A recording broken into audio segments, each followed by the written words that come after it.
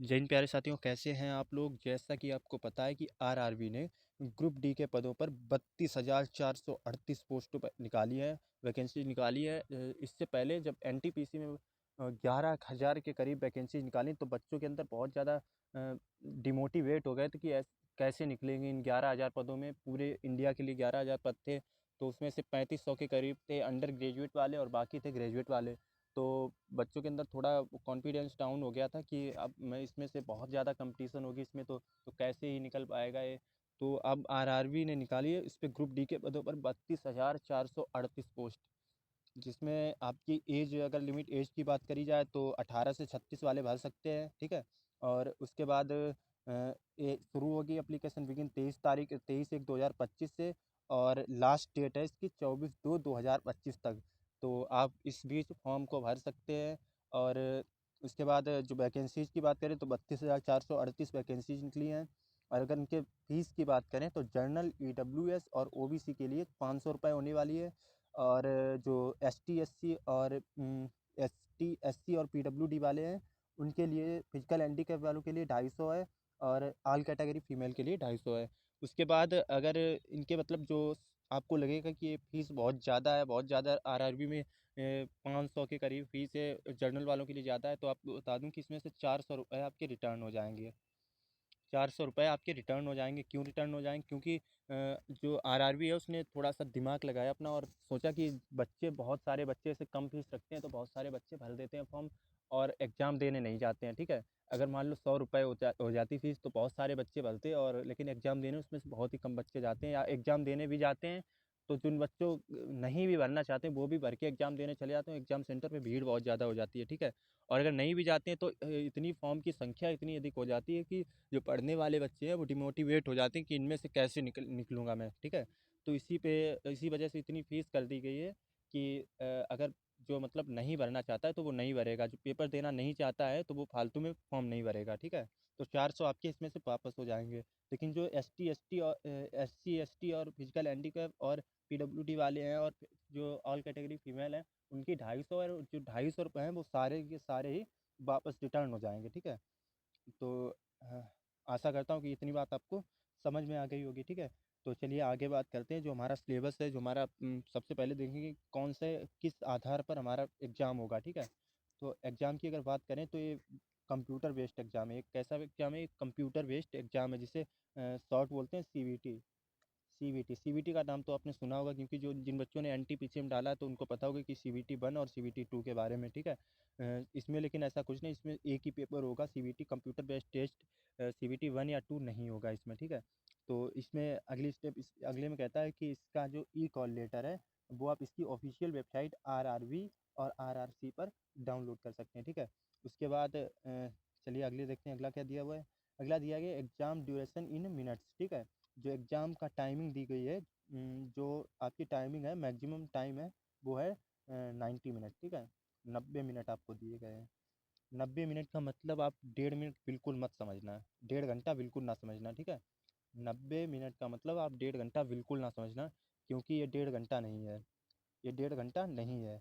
ये कितना होने वाला है? ये होने वाला है बहुत ही कम टाइम, बहुत ही कम टाइम, बिल्कुल ना के बराबर टाइम है, ठीक है। क्योंकि आपको इसमें कितने करने हैं? इसमें 100 क्वेश्चन करने हैं, और 100 क्वेश्चन का मतलब है आपको एक क्वेश्चन के लिए 1 मिनट भी नहीं मिल रहा है, 1 मिनट नहीं मिल रहा है, ठीक है। तो आपको बहुत ही अच्छी, बहुत ही स्टैंडर्ड तरीके से पढ़ाई करनी होगी, क्योंकि आपको एक क्वेश्चन के लिए 1 मिनट नहीं मिल रहा है, सेकेंड ही मिल रहे हैं कुछ। और अगर आप सेकेंडों में क्वेश्चन को करना सीख जाएंगे तो मैं आपको इस बात की गारंटी देता हूँ कि आप पेपर भी अच्छे टॉप करेंगे। मैं निकालने की बात नहीं कर रहा हूँ, आप टॉप करेंगे एग्जाम, ठीक है। चलिए और आगे देखते हैं क्या दिया है। कि जनरल साइंस है, जीएस, उसके आने वाले हैं 25 क्वेश्चन, ठीक है। जो जीएस है उसके 25 क्वेश्चंस आएंगे, मैथमेटिक्स के 25 क्वेश्चंस आएंगे, और जर्नल इंटेलिजेंस एंड रीजनिंग के 30 क्वेश्चन आएंगे। जो जर्नल इंटेलिजेंस एंड रीजनिंग है वो थोड़ी हाई वाइज में आने वाली है, 30 क्वेश्चंस आएंगे, थोड़ी स्टैंडर्ड लेवल की भी आएगी, ठीक है। और उसके बाद general awareness and current affairs के 20 क्वेश्चंस आएंगे, ठीक है। तो चलो ये क्वेश्चन की बात हो गई, टोटल हाँ 100 क्वेश्चन आएंगे। और ये तो चलो बात हो गई क्वेश्चन की। उसके बाद चलते हैं आगे, जो हमारा सिलेबस है, क्या मैथमेटिक्स और फिजिक्स केमिस्ट्री जो भी आएगा उसके बारे में हम बात करेंगे नेक्स्ट पेज पे। चलिए नेक्स्ट पेज पे पहुँचते हैं। देखिए ये दिया मैथमेटिक्स का सिलेबस सबसे पहले, तो इसमें आएगा number system, BODMAS, number system, BODMAS, decimal, fraction, HCF, LCM, ratio and proportion, ठीक है, percentage, mensuration, time and work, time and distance, simple compound and interest, ठीक है, profit and loss, algebra, geometric and trigonometry, elementary statics, ठीक है, square root, as calculation, ठीक है, उसके बाद calendar and clock, pipe and systems, ठीक है।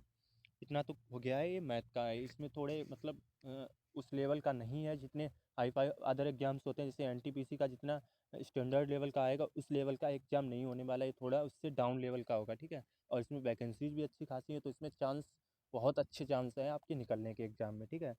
तो मैं तो कहता हूँ कि आप ज़रूर फॉर्म डालें, इसमें ज़रूर अप्लाई करें, अगर आप चाहते हैं कुछ करना और गवर्नमेंट एग्ज़ाम निकालना चाहते हैं तो इसमें ज़रूर अप्लाई करें। चलिए इसके बाद देखते हैं जो जनरल इंटेलिजेंस एंड रीजनिंग का है सिलेबस, ठीक है, जिसके आने वाले हैं 30 क्वेश्चन। इसके कितने आएंगे, 30 क्वेश्चन आएंगे, और इसके आएंगे 25 क्वेश्चन, ठीक है, इसके 25 क्वेश्चन आएंगे, इसके 30 क्वेश्चन आएंगे, ठीक है।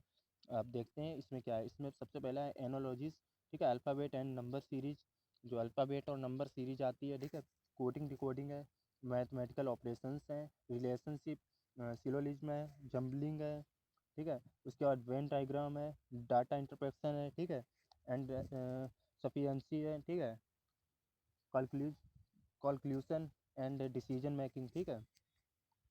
उसके बाद है सिमिलरिटीज एंड डिफरेंसेस, ठीक है, analytical reasoning, classification, direction statement, argument and assumptions, ठीक है। इतने आने वाले हैं इसमें चैप्टर, इससे ज़्यादा भी कुछ थोड़ा बहुत अलग भी आ सकता है क्योंकि इसमें इत्यादि लिखा है, ठीक है। तो इससे अलग भी थोड़ा बहुत कुछ आ भी सकता है और नहीं भी आ सकता है। 10% चांस है कि आ सकता है इससे अलग, नहीं तो नहीं आएगा जहाँ तक दिया हुआ है, ठीक है। चलिए आगे देखते हैं और साइंस के बारे में क्या बताता है। साइंस के बारे में दिया हुआ है इसमें, सबसे पहले तो है जर्नल साइंस, ठीक है। इसमें the syllabus under this cell cover physics, chemistry and life science of 10th standard level. जो 10th क्लास में हम साइंस पढ़ते हैं उसी से ही आएगा, उससे अलग कुछ भी नहीं आएगा। तो ये हमारे लिए थोड़ी सी हेल्प हो गई कि हमें साइंस में ज़्यादा कुछ नहीं पढ़ना होगा। अगर हमें 10th का अच्छे से आता है साइंस, तो हमें 10th से बाहर नहीं आएगा, 12th का नहीं आएगा, ठीक है, 10th का तक का ही आएगा। चलिए अगला देखते हैं, अगला है general awareness and current affairs. इसमें साइंस एंड टेक्नोलॉजी से आएगा, स्पोर्ट से आएगा, कल्चर से आएगा, पर्सनालिटीज से आएगा, इकोनॉमिक्स से आएगा, पॉलिटिक्स से आएगा, and any other subject of importance, जो और भी महत्वपूर्ण है सब्जेक्ट उनसे भी आ सकता है, ठीक है।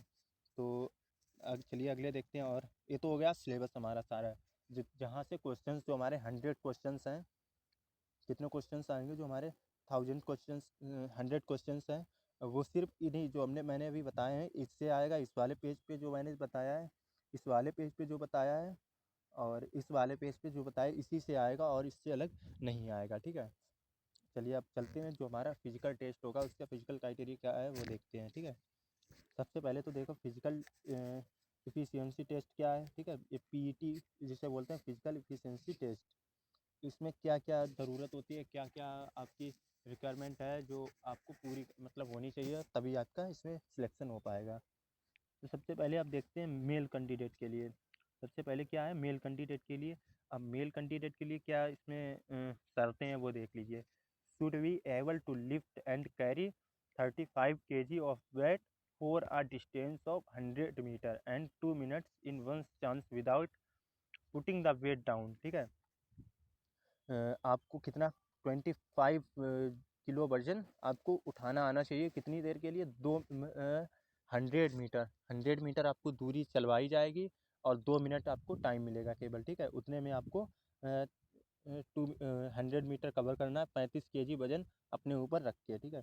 आपको बिल्कुल गिराना नहीं है, आपको बिल्कुल अपना शरीर को लचाना नहीं है नीचे, ठीक है, ऐसे बिल्कुल सीधे होके चलना है।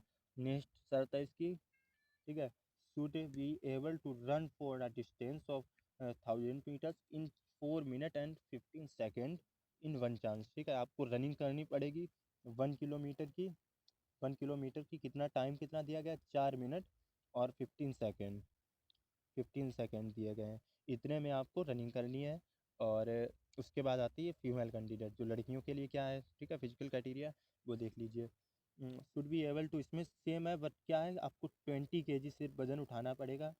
20 kg वज़न उठाना पड़ेगा। 100 मीटर आपको चलाया जाएगा। 100 मीटर चलाया जाएगा, टाइम भी 2 मिनट ही मिलेगा, ठीक है। उसके बाद आपको रनिंग के लिए आपको 1 किलोमीटर ही चलाया जाएगा। आपकी टाइमिंग थोड़ी बढ़ जाती है। आपकी टाइमिंग कितनी बढ़ जाती है, चलिए देखते हैं कितनी बढ़ेगी टाइमिंग। इरेजर किधर गई अपनी।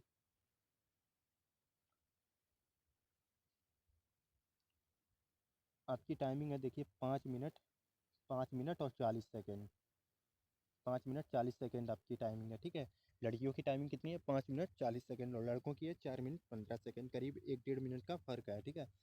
तो इतना कोई ज़्यादा नहीं है, थोड़ा लड़कों को हैबिट होती है, लड़कियों को इतनी नहीं होती है। तो वही है, तैयारी करते रहिए आप लोग। इस बार निकलने के ज़्यादा से मैं तो कहता हूँ बहुत ही 100% चांस है।